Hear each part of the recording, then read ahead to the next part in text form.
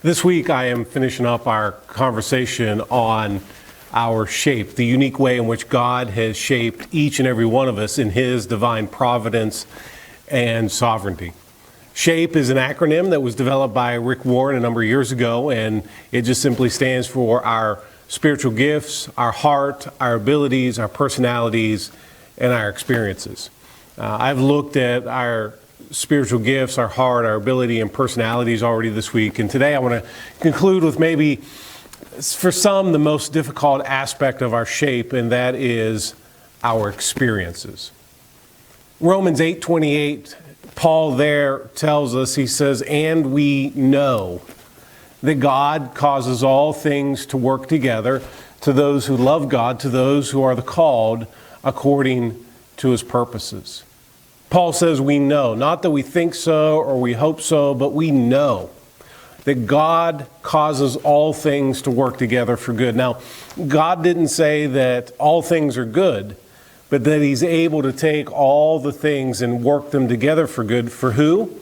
To those who love God, to those who are called according to His purposes, those who are deciding and determining to live out the purposes of God in their life, that God will take all the good things, all the bad things, all the fearful things, all the frustrating things, all the disappointing things, all the heartbreaking things, that He can take all of them and use them together for good, to those who love God, to those who are called according to His purposes. All of us have experiences in our life. We have vocational experiences, relational experiences, educational experiences, spiritual experiences, and all of us have all of these different experiences that God has brought into our life.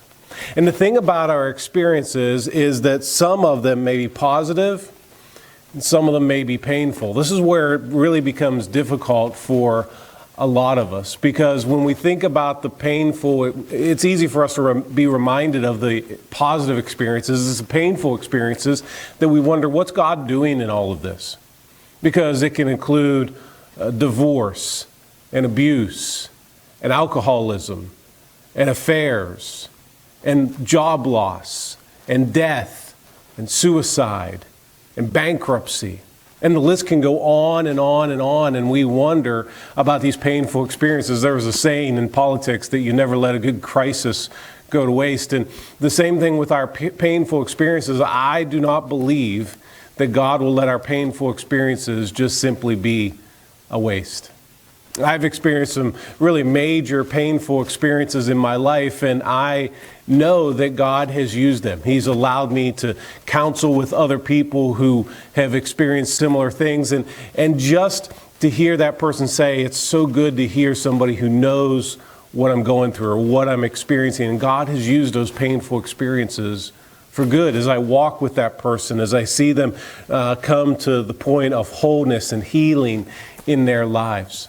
And so God's not going to waste any of our experiences, and especially the painful experiences. Maybe God has allowed you to experience a storm in your life so that in 20 years from now, you're able to withstand a hurricane that comes into your life.